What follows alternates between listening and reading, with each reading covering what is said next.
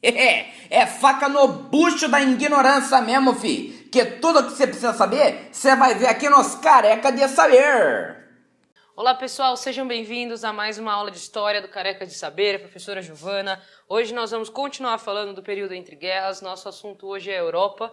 Nós falamos na primeira aula sobre Estados Unidos, sobre a crise de 29, e hoje nós vamos falar sobre a ascensão do nazifascismo na Europa. Por que, afinal, que esse fenômeno nazifascismo surgiu na Europa nesse momento aqui do entre guerras? Então, o que acontece? A gente está vivendo um momento na Europa pós Primeira Guerra Mundial.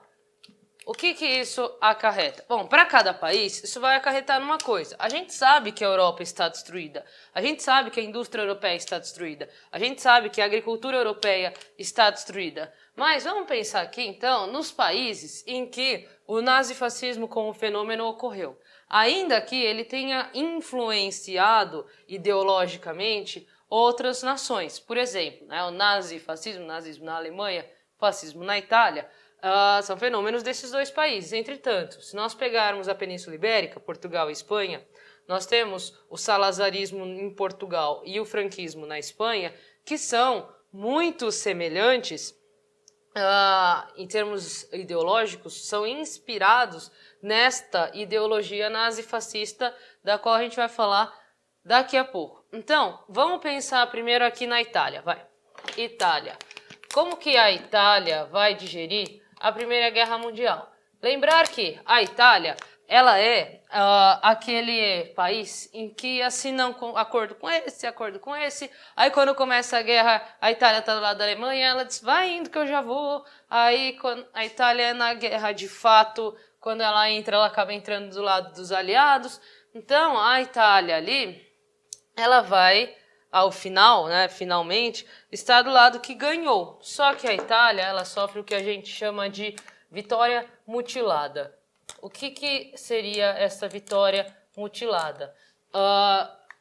Na aula de Revolução Russa, não sei se vocês vão lembrar, se vocês já viram, se não, vejam lá, a gente falou lá que o objetivo dos mencheviques ao manter a Rússia na guerra era a obtenção de territórios.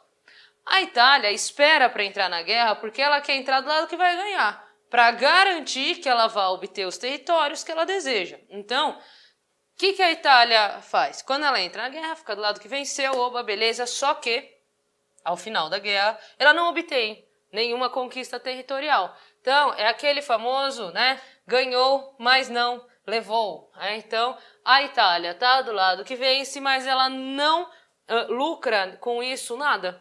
Ela fica lá com problemas da Europa, de desaceleração da indústria, de destruição do campo e, ao mesmo tempo, não tem conquistas territoriais. Ou seja, a Itália encontra-se com o nacionalismo, com o orgulho nacional, com o orgulho de ser italiano, ferido. Ele está sendo questionado, além desta destruição. Muito bem, pessoal. Quando a gente fala de Europa aqui, no Entre Guerras, a gente está falando, na prática, de uma crise da social-democracia. É assim que a gente pode definir esse momento. O que é a social-democracia? Social-democracia é tipo o que a gente vive hoje. É um Estado democrático, com liberdades individuais. Liberdade política, liberdade de associação, aquelas liberdades que o John Locke pensou lá no Iluminismo. É o que baseia, o que a gente chama de social-democracia. Então, são Estados liberais, são Estados democráticos, são Estados burgueses, e é isso que é a social-democracia, que acreditam no liberalismo, que acreditam nos direitos individuais, na individualidade, na racionalidade, na razão, no progresso. Isso aqui vai entrar em crise. Por quê? Porque essa social-democracia tão maravilhosa é o que leva à Primeira Guerra Mundial. Mais que isso, a crença na razão e no progresso como algo que estariam sempre na nossa frente, o progresso é algo que é necessariamente bom, essa crença que o progresso é sempre bom, acaba na Primeira Guerra Mundial, porque a Belle Époque europeia levou aquele que foi, até então, o maior conflito da história da humanidade. o maior número de mortes, de mutilados, de feridos, enfim. Então, é algo extremamente grave o progresso levou. Então, ó, a gente fala, nossa, se o racionalismo extremo nos levou para isso, começa-se aqui a pensar que o melhor seria o irracionalismo, a inversão dessa equação. O irracionalismo é coisas que são mais emocionais do que racionais, que estão mais aqui do que aqui, talvez sejam melhores, talvez essas coisas aqui devam ser valorizadas, já que esta racionalidade tão fria nos levou a esse estado de guerra geral, né? Então, o que acontece aqui? Neste contexto desta Itália, desta crise da social-democracia, surgem duas grandes forças. Pessoal, presta atenção, quem vê aí a história recente vai perceber isso. Quando a gente tem uma crise de uma social-democracia, a tendência é a radicalização do discurso. E a radicalização se dá tanto à direita quanto à esquerda. Então, quando a gente vê que a social-democracia não está funcionando, seja aqui no começo do século, seja aqui o que vivemos recentemente, né, após a crise de 2008 e todas as decorrências dela, a gente tem o surgimento de novas propostas alternativas a esse capitalismo liberal social-democrata. Normalmente, estas propostas elas estão, por um lado, na extrema direita, elas estão colocadas em propostas que flertam com o nazifascismo, propostas extremamente nacionalistas, de um nacionalismo exagerado, uma das características fundamentais desse nazifascismo, e por outro lado, na extrema esquerda, propostas que flertam com o comunismo. Propostas que propõem alternativas ao próprio capitalismo. Então, na Itália, neste momento, vão surgir duas forças, uma de extrema esquerda, outra de extrema direita. A de extrema esquerda propõe, obviamente, o socialismo. De inspiração russa, claro, liderada por um deputado chamado Paulo César Matteotti. Ele é deputado do parlamento italiano, ele é quem vai propor essa alternativa de socialismo. E, na extrema-direita, nós temos os chamados camisas negras. Os camisas negras são um grupo liderado por um cara do qual talvez vocês já tenham ouvido falar, chamado Benito Mussolini. O Mussolini então um cara que propõe essa guinada à direita, baseando-se no intervencionismo econômico, no nacionalismo exagerado e em algumas outras propostas das quais já vamos falar já.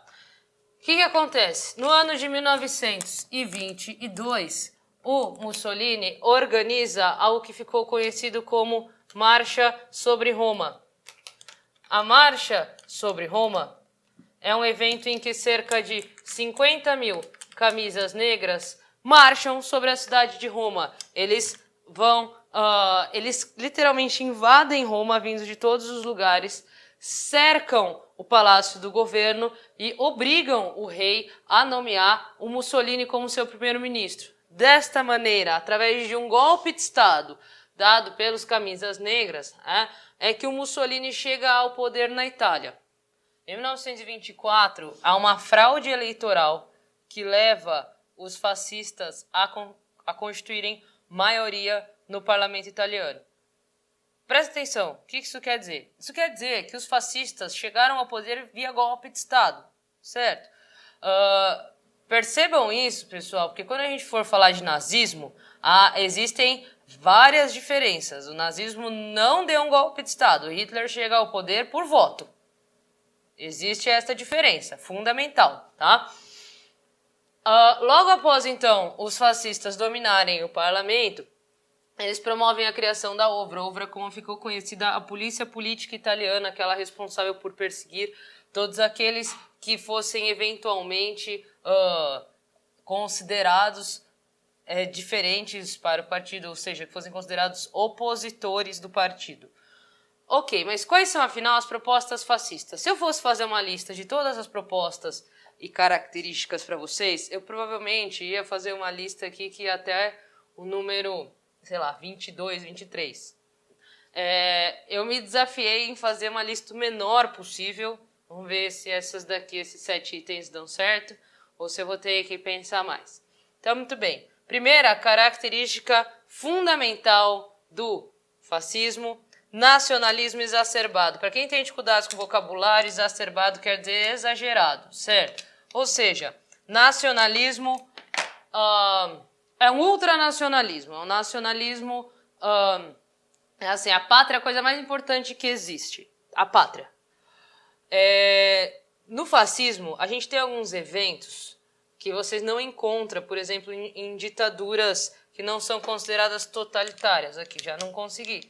Totalitarismo, característica fundamental da Itália. Lembrei mais uma, culto à força física. Eu acho que se eu encerrar em 10, eu vou ficar até feliz. O que quer dizer totalitarismo? Vamos lá. O Estado fascista é um Estado totalitário. O que isso quer dizer? Estado totalitário quer dizer que ele tem poder total. O que é poder total? É quando não há nada que consiga fugir desta totalidade. Ou seja, coloquei aqui, né, um partido único, com um chefe único, um único líder. No caso aqui da Itália é chamado o Duce, o Mussolini, o chefe. Vocês sabem, na Alemanha nazista é o Führer. Muito bem.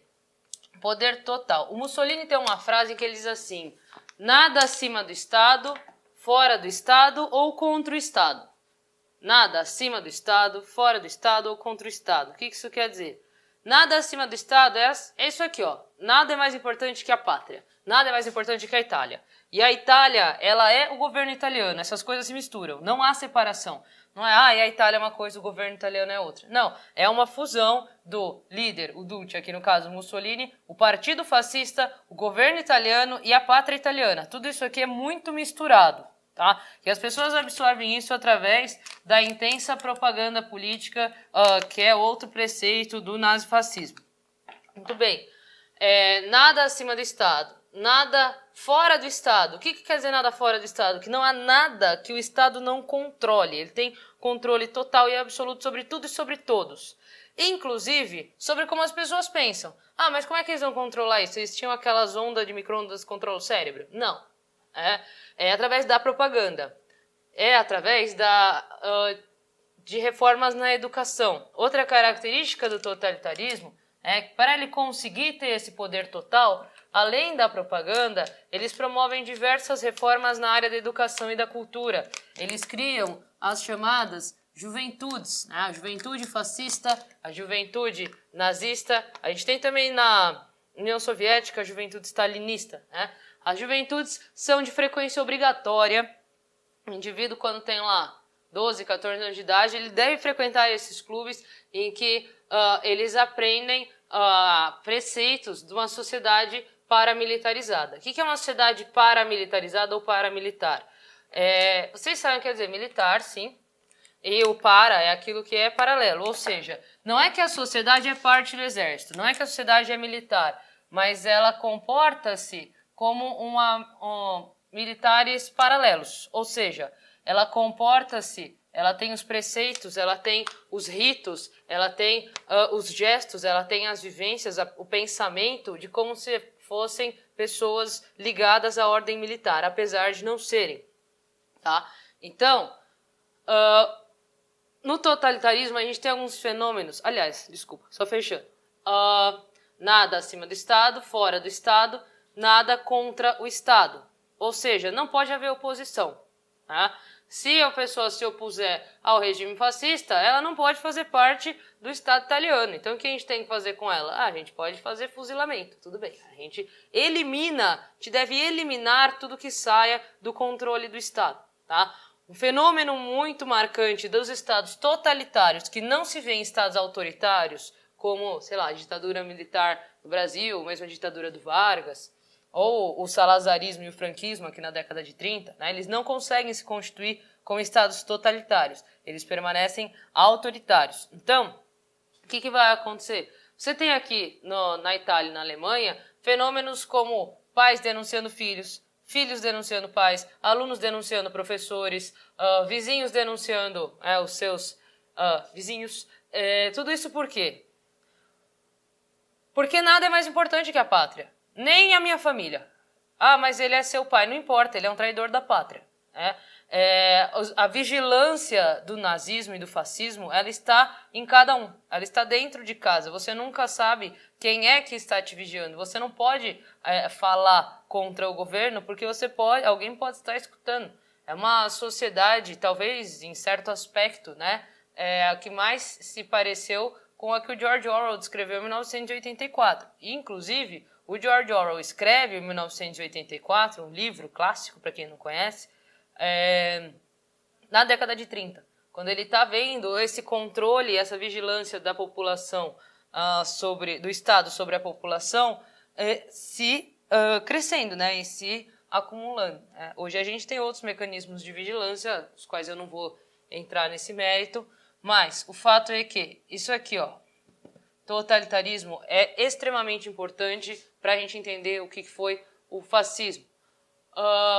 Vamos ver, o que mais que eu não falei aqui? Vou falar mais das juventudes. Na Itália fascista, a gente tem um fenômeno particular que não existe em outros lugares, que são as crianças militarizadas, os chamados balila. Os balila eram crianças mesmo que aprendiam, no caso os meninos, né, a coisas relacionadas à guerra, e as meninas aprendiam como ser boas donas de casa, porque isso essa questão do gênero aqui é muito marcada, as crianças responsáveis, então, as crianças já desde pequenas aprendem aquilo que elas deverão ter como responsabilidade ao crescer. Então, pessoal, vamos lá. Enquanto o Mussolini esteve no poder, ele defendeu o expansionismo. Este expansionismo ficou caracterizado pela conquista da Etiópia em 1935. Vamos lembrar lá, antes da Primeira Guerra, né, a Itália já vinha buscando ampliar os seus domínios na África, e aqui, então, às vésperas da Segunda Guerra, a gente tem a conquista, finalmente, de um novo território africano por parte dos italianos. Além disso, pessoal, é assim, se a gente olhar as características do fascismo, todas elas estão voltadas para um âmbito muito bélico, né, muito militar. Então, a sociedade, o Estado é militarizado, né, o Estado ele segue todos os preceitos de uma ordem militar, a sociedade aprende esses ritos militares, torna-se ela mesma uma sociedade paramilitarizada, as crianças, né, os balila, os fátio de combatimento, eles são ensinados desde cedo as regras, né, relacionadas à ordem militar. O lema da juventude fascista e mesmo do governo fascista em si, né, é crer, obedecer, combater. Crer em quem? No Duce. Obedecer a quem? A ele. E combater em nome de quem? Da pátria italiana, que é representada por ele. Certo? Então, não é difícil entender porque é que o Mussolini promove grandes investimentos na indústria bélica.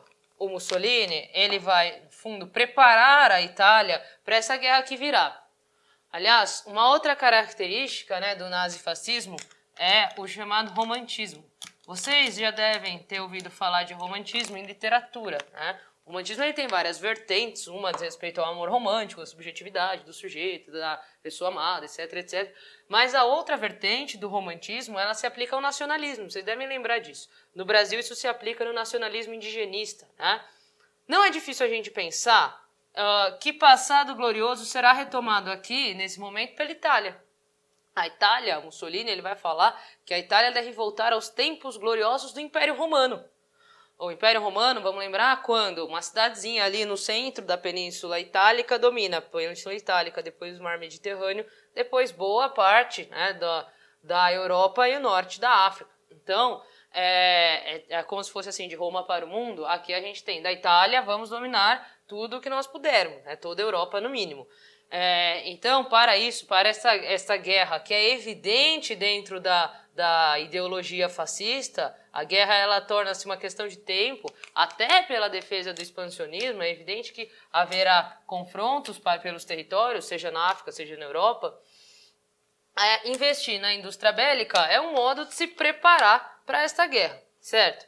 Vamos lá. Em cima daqueles preceitos fascistas de controle sobre a população, o Mussolini, ainda que antes da Segunda Guerra, promove uma série de leis que controlam os operários, leis que estabelecem normas rígidas de controle sobre os operários, sobre a produção, sobre eles tanto quanto funcionários, quanto enquanto sujeitos, enquanto cidadãos, enquanto pessoas, da sua forma de pensamento e etc.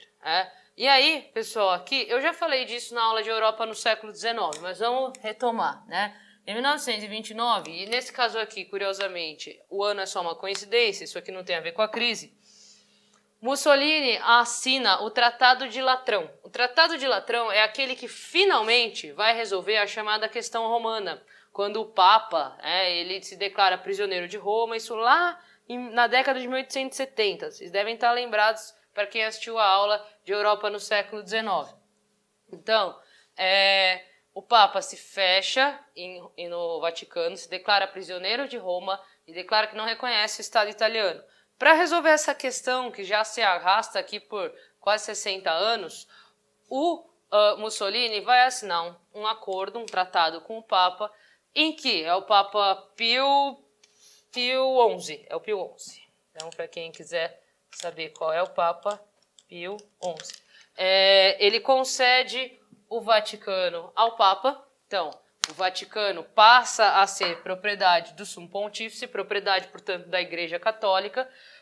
Aquela pequena parte de Roma não é território italiano, é território da Igreja Católica. E, em contrapartida dessa concessão, para que o Papa aceite o reconhecimento do Estado italiano e do Mussolini e apoie o Mussolini, ter apoio da Igreja Católica na Itália para um cara que está pensando aqui em propaganda de massa é extremamente importante. Em troca desse apoio que a Igreja Católica vai dar ao fascismo, ele coloca a Igreja Católica, a religião católica, como oficial na Itália. Não que ele crie perseguições efetivas a grupos que não eram católicos, mas ele beneficia, ele apoia, ele celebra feriados e etc., que estão aqui dentro do culto católico. Ele cria esse laço com o Papa, essa aliança com o Papa, de maneira que o catolicismo passe a apoiar essa nova ideologia fascista. Até porque, pessoal, vamos lembrar, uma das grandes características fundamentais do nazifascismo é o anticomunismo. E a que a igreja se opunha desde o século XIX? O comunismo, pessoal. Vamos lembrar. Marx dizia o quê? A religião é o ópio do povo. Então, o que as igrejas, principalmente aqui a Igreja Católica, como instituição, tem mais força? Vão fazer? Vão se opor radicalmente ao comunismo. Sendo que esses grupos de extrema-direita, eles são justamente opostos, extremo opostos do comunismo, eles são anticomunistas declaradamente. Não será difícil firmar esse acordo aqui, certo? Então, pessoal, vou encerrar aqui a aula sobre Itália. Na aula 3, vou continuar em Europa, vamos falar sobre a ascensão do nazismo na Alemanha. Nos vemos lá.